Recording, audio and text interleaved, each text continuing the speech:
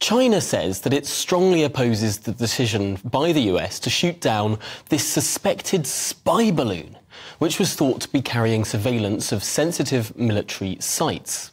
The balloon measured a staggering 60 metres in height. Now, fighter jets brought it down over the Atlantic Ocean off the coast of South Carolina. Earlier, there were reports airports were closed and airspace restricted in the southeast of the country after President Joe Biden vowed to take care of it. This, however, was a week after it was first known to have crossed US airspace. China maintains it was a weather airship, which had simply blown off course. Beijing yesterday accused the US of an overreaction in shooting it down. Well, who's really telling the truth here? I'm delighted to be joined in the studio by human rights campaigner, particularly in the areas of modern slavery and human rights abuses in China, co-founder of the London-based anti-slavery charity Arise, Luke de Pulford. Luke, who should we believe here? Is this a spy balloon or a weather balloon? Well, I think we can say quite confidently that China's excuses around this probably very likely full of hot air. They seem to have thought that it would be believable that a balloon, which seems to have had pretty sophisticated equipment on it, would have blown right off course right across the United States of America. And this comes at the same time that another balloon was found over Latin America, has not yet been downed. But the Chinese government have said about that balloon as well that this was an aircraft principally for civilian use, which had seriously deviated from course.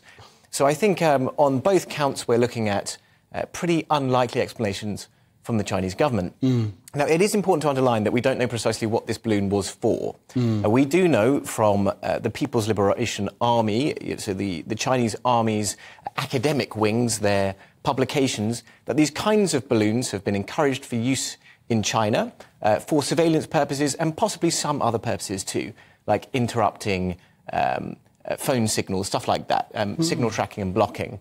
But we don't know, and we won't know until the US has managed to recover precisely all of the parts of it, which are in, they think, about 60 feet of water. So let's see what the US Army finds and discovers about it. I guess the most crucial thing, and this was something that was hinted at yesterday by US military, is that there may have been explosives on the thing.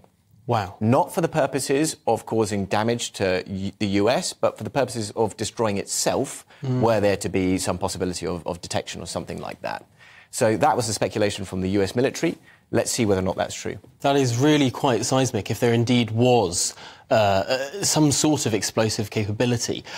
But why on earth did it take up to 7 days for the US military, the most powerful, the most well-funded, the most sophisticated military in the world, why did it take until this piece of equipment had traversed the entirety of the continental United States before they shot it down? Well, the argument from the United States government is that there were very good safety reasons for doing so. First of all, they wanted to make sure that it was flying over safe space. So they wanted to wait until it was in an area where they could safely shoot it down. That's the argument that's been made by the US military, and there's some truth to that. So if indeed there were explosives intended to detonate the thing, then shooting them down above civilians is not going to be a very clever idea. On top of that, there were some other safety reasons too. So those are the excuses that they're deploying. But in the States, this has become clearly a very partisan issue. House Republicans and Senate Republicans are very angry about this. They think that the Biden administration just gave this balloon a free pass to fly above the United States, collecting intelligence, very detailed intelligence of that kind of height, for a whole week. Now, the other side of this, which is important to underline because it can get carried away in a partisan argument, is that during the Trump administration, there were at least 2 of these balloons that entered into US airspace. But the Trump administration is, first of all, having denied it, is now saying that our intelligence wasn't aware of it at the time. So you could easily put the same argument to the Trump administration and say, well, hang on, you didn't deal with these balloons either. So I think against that background, we can try to give the Biden administration the benefit of the doubt. They did deal with it decisively, and they dealt with it in a way that they thought was safest. Whether or not there has been compromising intelligence gathered in that space of time, who knows?